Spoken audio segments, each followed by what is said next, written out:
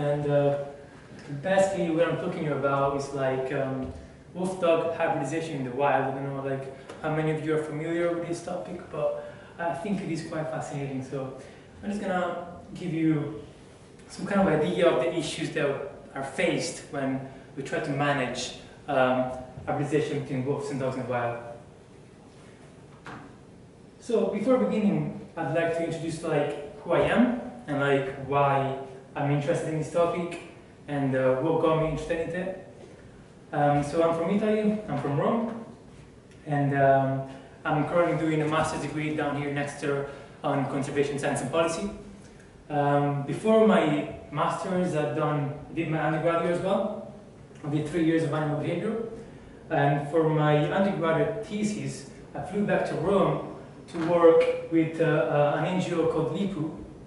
I worked with this research team, and this guy over here, Andrea, is the guy that took all the pictures that you're going to see in this presentation. So yeah, he's quite good at that.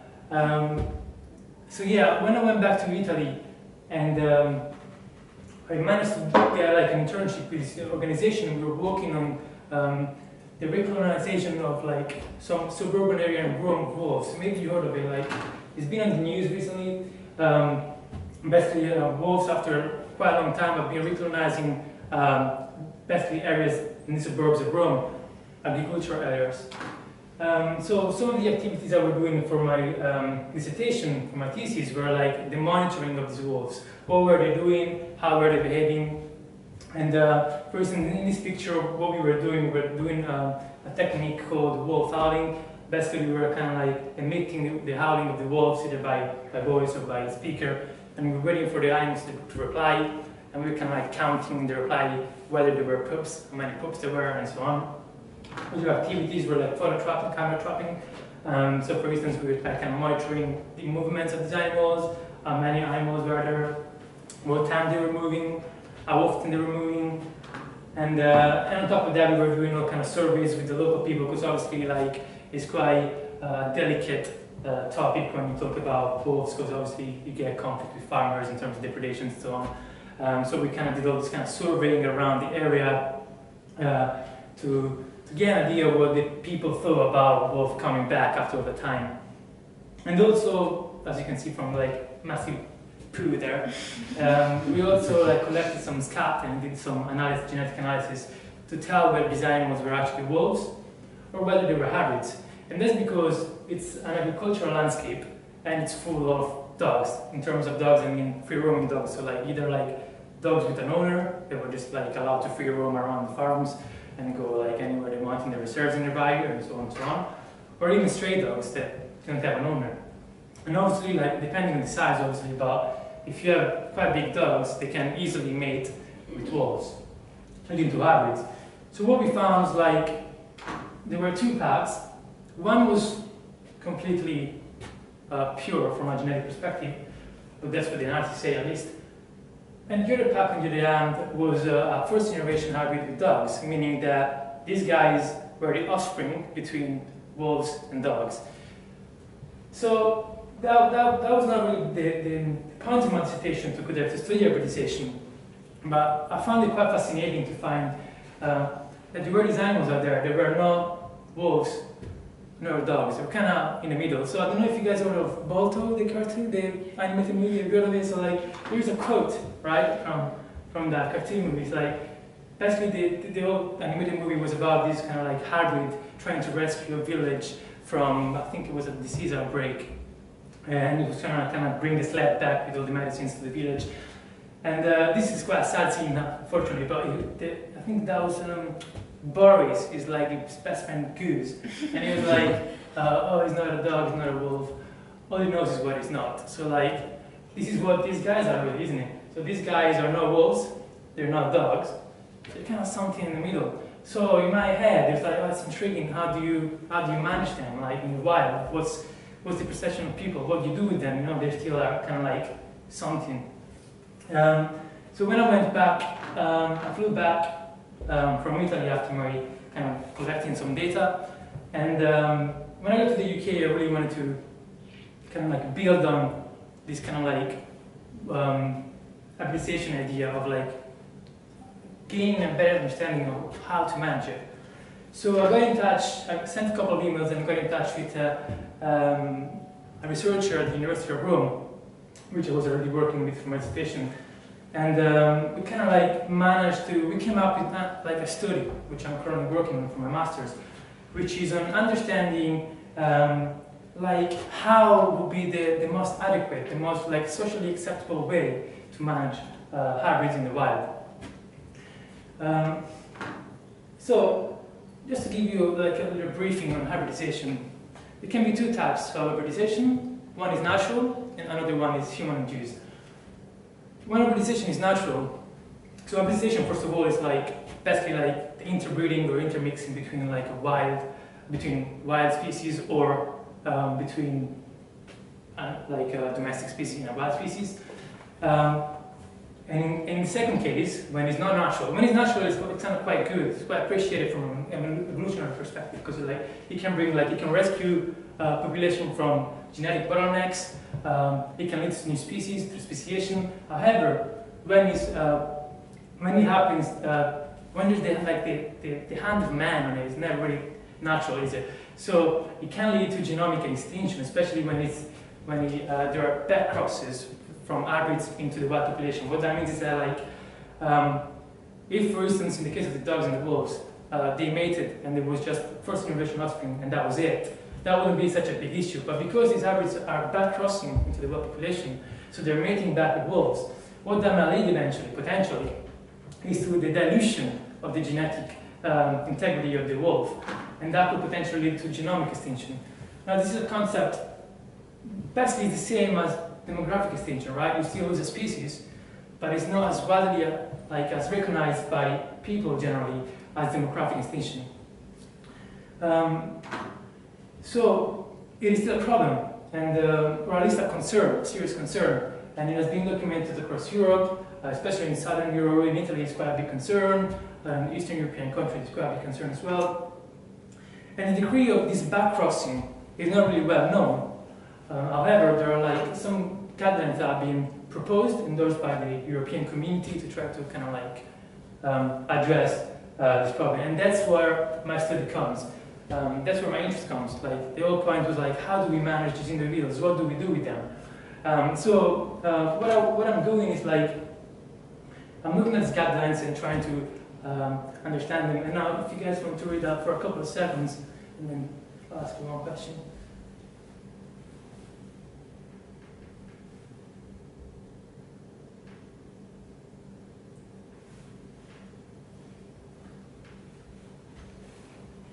So this is one of the this is like the ubiquitous management intervention recommended by these guidelines on hybrids. So the solution would be to go out there and kill them and take them out, and that will potentially be helpful to save the pure wolf population. So do you think that's completely fine? Can you see any issues with this statement, this intervention? What do you guys think? Have you guys got any idea?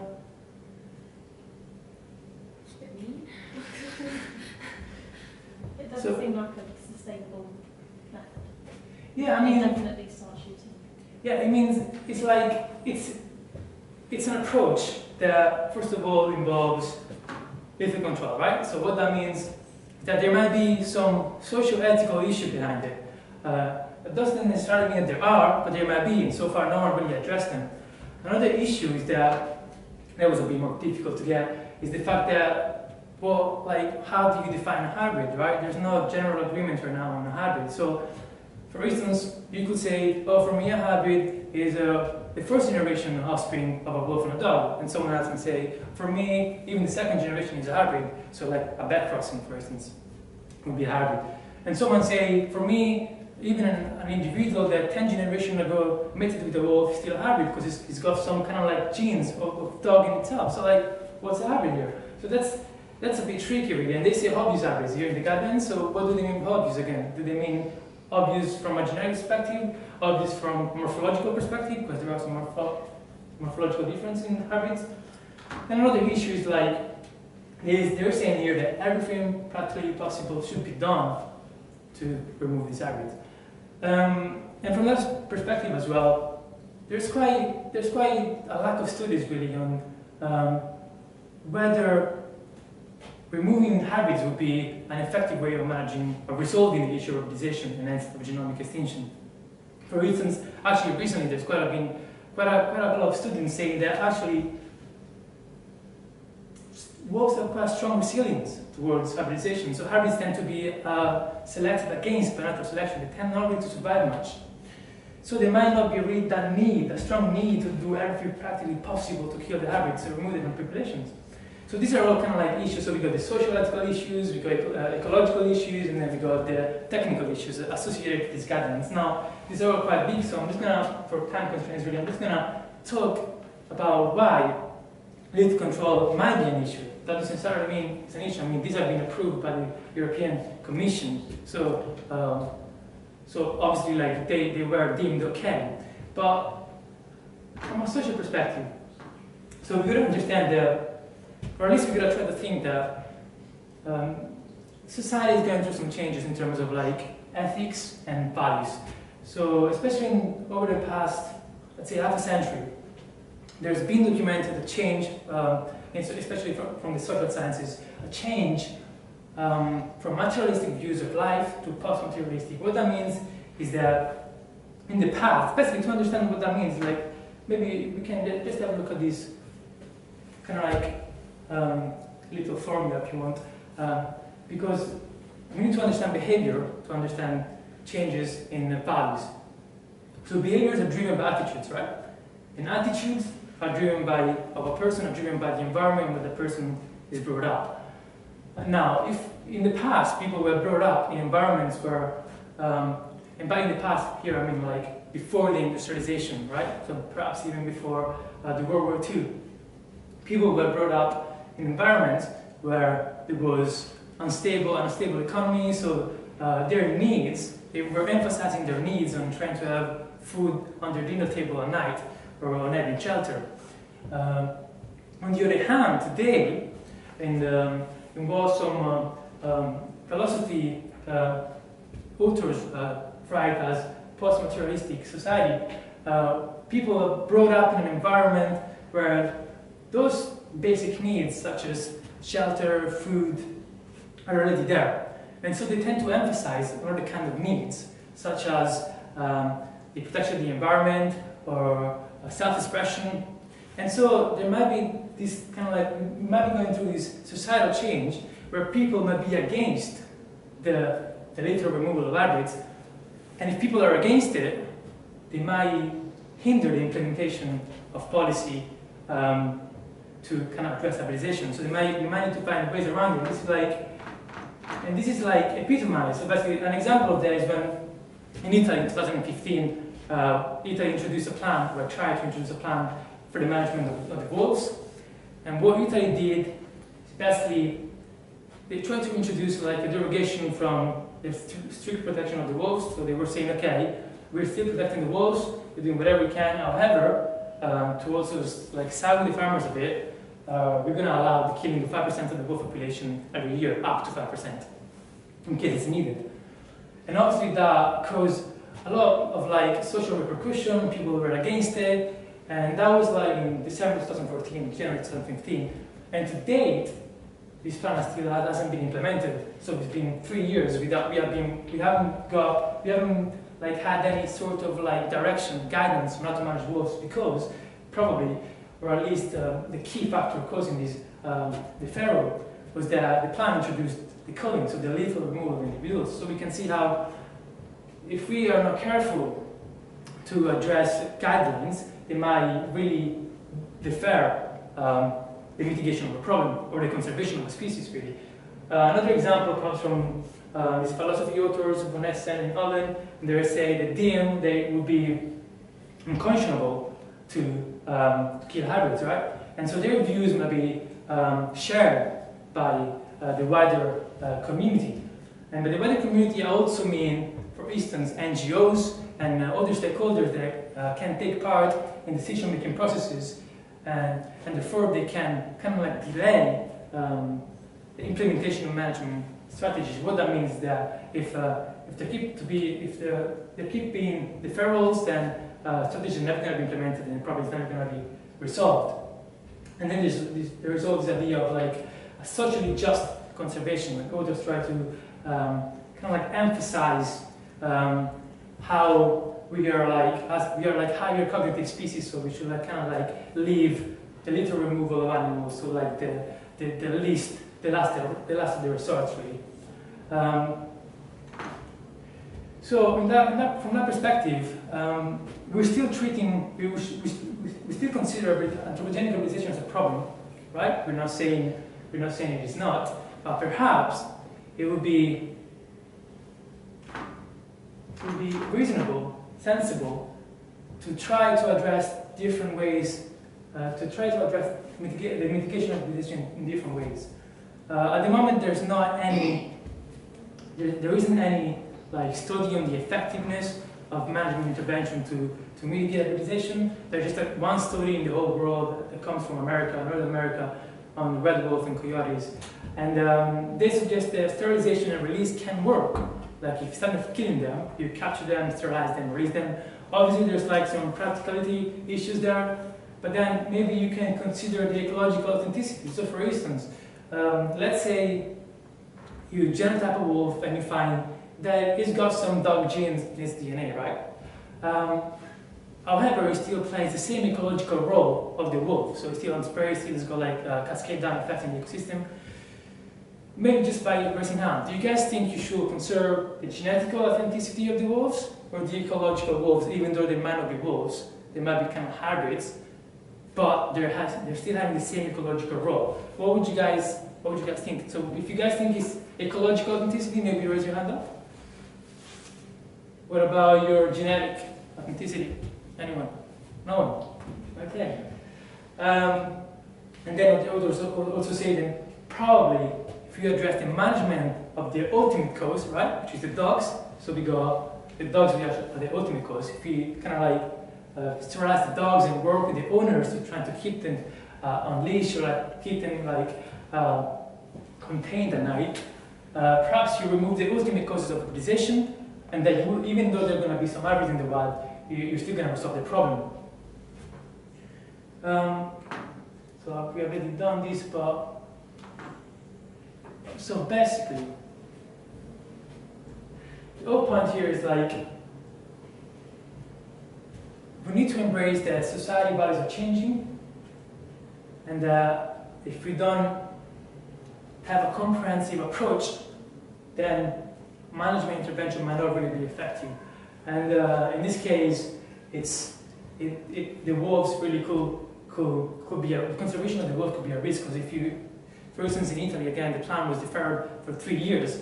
And at the moment, there's no study on the degree of implementation of the guidelines or urbanization. So if these kind of like issues, especially the social one, together with the technical one, together with the ecological issues that we haven't covered in this talk, they might hinder the implementation of these guidelines, then really the wolf could be the first one in the line to suffer from it. So there's also some authors that recently have introduced this idea of compassion. They kind of like define themselves as compassionate conservationists.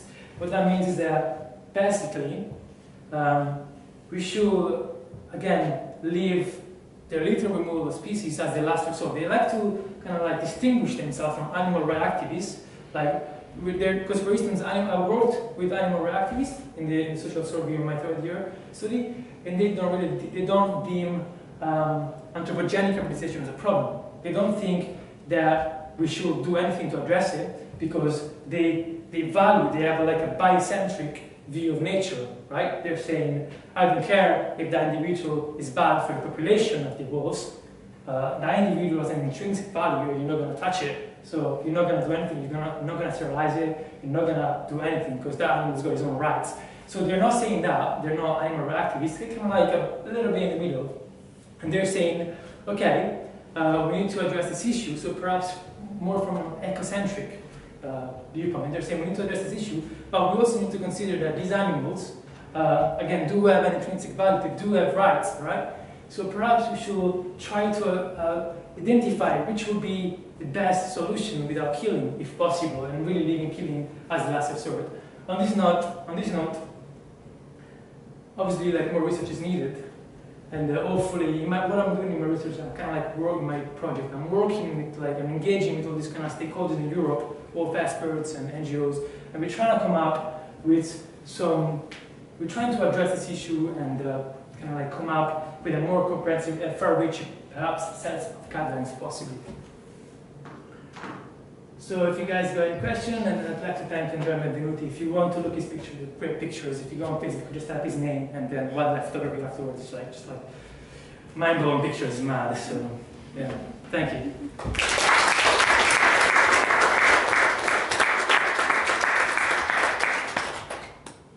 Does anyone have any questions? Yeah. Do you? Oh, no, you can go. Okay. Is there a problem in Italy with people making sort of wolf-dog hybrids as pets? Yeah, there is a problem. There are. I mean, I'm pretty sure now it's been banned recently, really recently, or at least there has been work on to ban the production, the kind of like the breeding of these animals on purpose, the farms, let's call them, these hybrids. But people do tend to like to keep these pets as these animals as pets.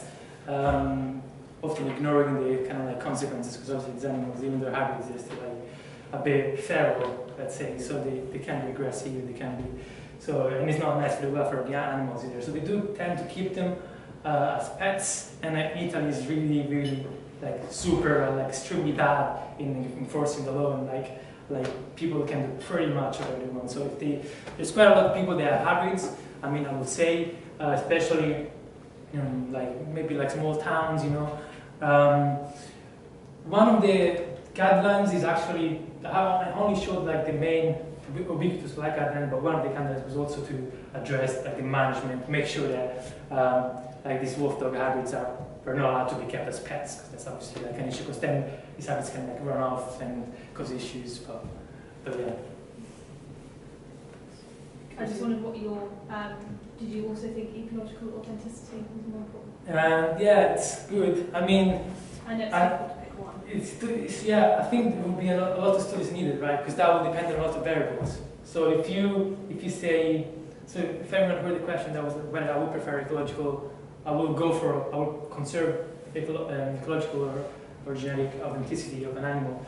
So that's tricky. I mean, from my perspective, perhaps at the moment we don't have a definition of a hybrid, right? So we don't know what a hybrid, like from a genetic point of view, hybrid could be different ways.